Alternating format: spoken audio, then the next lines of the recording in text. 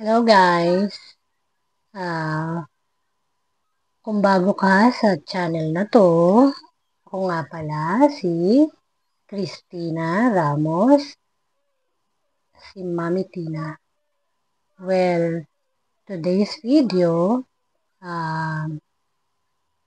meron po tayo share na may share tayong recipe. Super simple lang. At siguradong lahat ng ingredient ay nandyan sa bahay ninyo, sa inyong pantry. Super easy lang po natin. Easy lang po ito iluto. So, siguro mga 8 to 10 minutes luto na siya. So, sa mga hindi mahilig magtinik, yung mga naiinis magtinik ng isda, tapos mahilig sa mga ginataan, tapos may konting gulay katulad ng pechay. Excuse me. So, maga pa kasi, alam mo naman, pag maga, medyo marami pa tayong sa throat natin. In-explain ko na naman, di ba? So, yun na nga, magluluto tayo ng isang dish na talaga namang super easy. Kahit sino siguro kayang lutuin to. So, random lang ito. Naisip ko lang. Ewan ko lang kung meron na rin nakapag-try na gawin ang recipe na ito. So, ang recipe na ito ay parang may pagkakahawig sa mga dish ng Bicolana, ganyan. So, mga gata-gata dish ang ating recipe for today. So, sana ma-enjoy nyo ang ating recipe and I'm sure na kahit beginner ka pa lang, kayang-kaya mo itong gawin. So, nakakatuwa lang kasi nga na-appreciate ng aking mga anak, first time kong niluto. Pero kasi medyo may hawig siya sa mga ginataan, ganun, ginataang dishes. So, parang ano lang siya, convenient, ano tawag doon? Mas convenient siya kasi nga, hindi ka na magtitinik, easy to, eat. Tapos, wala ka itatapon, syempre. Mga lahat kakainin mo. Tapos, hassle-free kasi hindi ka magtatanggal ng mga hasang, ng mga kung ano, nung tatanggalin sa isang fish. Bale, instant, kumbaga.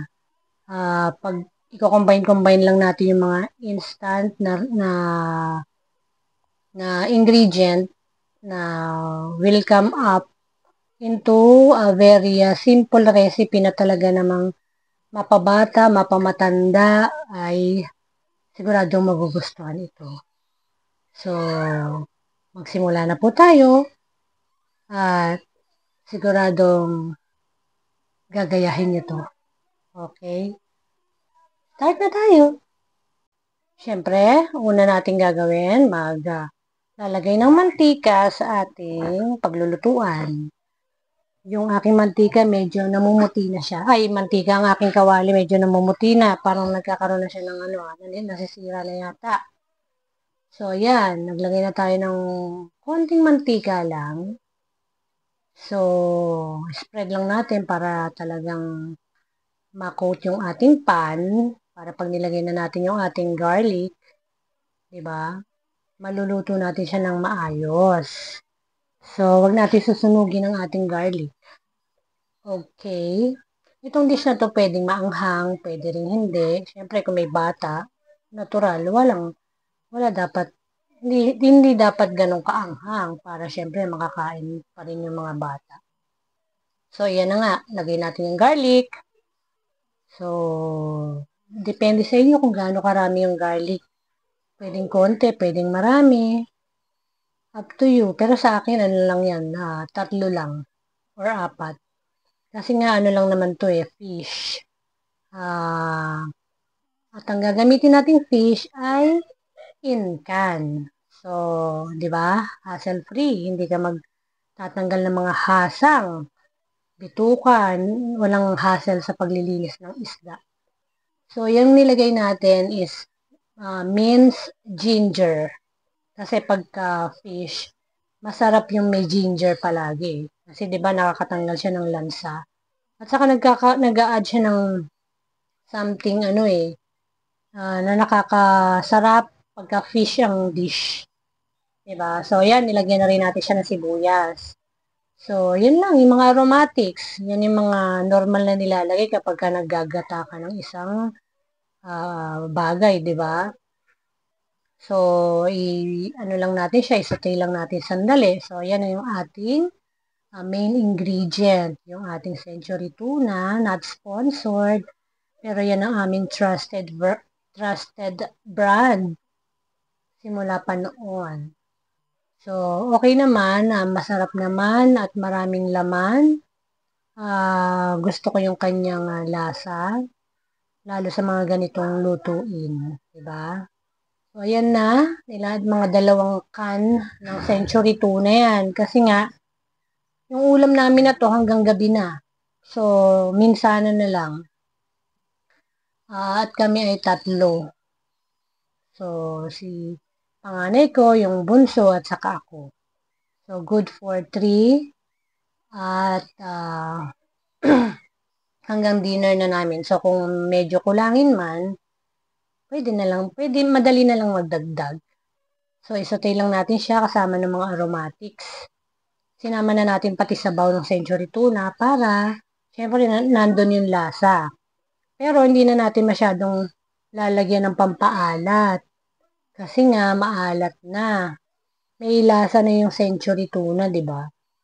So, konti na lang yung pampalasa na ilalagay natin. So, yan na mga naka 2 minutes na yata sa simmering yung ating century tuna with the aromatics. Doon na natin ilalagay ngayon yung pechay. Yung part na white. Siyempre, mas mauuna siya kasi nga, medyo mas matigas yung part na yan. Pero hindi naman siya ganun katigas. Basta isasaute lang natin siya ng mga 1 minute. So, yung pagsaute mo na yon medyo crunchy pa rin siya.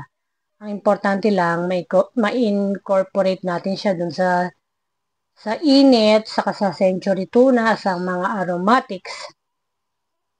So, saute lang natin yan ng 1 minute na nasa medium heat para mas mabilis siyang mag-combine yung ingredients. So, after 1 minute, isusunod na rin natin timplahan muna natin ng patis. Konti lang, di ba? Yan, siguro 1 tablespoon. Kasi nga, may lasa na yung ating century tuna.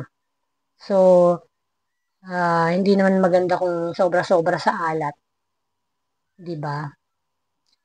Kaya, yan, pagkalagay natin ng patis,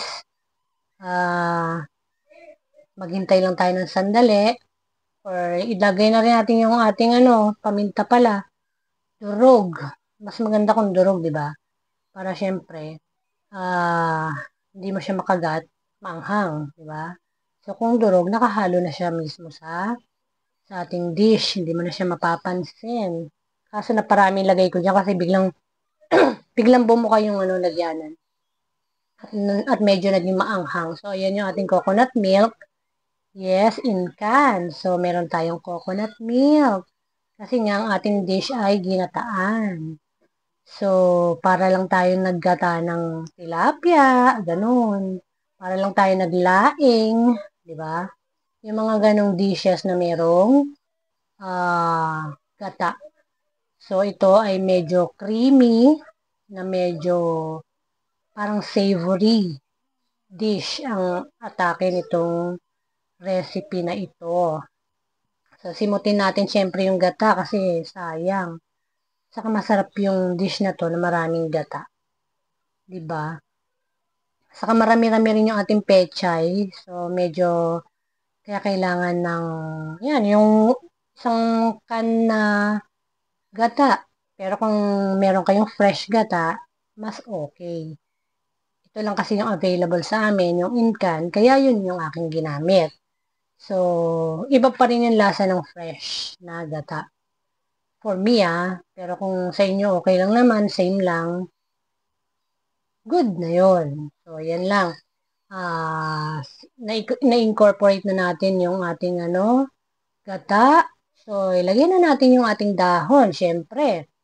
Gradual lang paglagay para siguradong na luto. Kasi kung pagsasabay-sabay mo yan, medyo mahirap. Baka yung ibang parte hindi naluluto. So, konti-konti lang muna ilagay natin while yung ating heat is in medium or pwede ring low kasi nga yung gata para hindi magbuo-buo. Naalala ko low pala yung aking sa umpisa medium. Ngayon, pag nilalagay mo na yung gata para hindi siya magbuo-buo, i-low heat mo. Yan, habang ini-incorporate mo yung pechay. Siyempre, pechay leaves. So, nasa yan, low heat. Tapos, kasi yung pan na yan, medyo makapal. Kaya yung heat niya talagang maintain. So, pwedeng medium heat, pwede ring low heat. Pero sa tingin mo, kung talagang hindi na nahalo mo na ng maigi yung gata, wala nang chance na magbuo-buo, pwede na siyang i-medium heat para yung gata at gulay ay mag-combine na. So, after mong naisote ng mga yun, nakita mo nang medyo nag-wilt na, nalanta na yung pechay, pwede mo nang itaas ng medium heat. Kasi lalagyan mo na siya ng tubig. Yan. Ganyan, one cup lang yung nilagay ko. Kasi yung pechay natin, magtutubig pa yan later.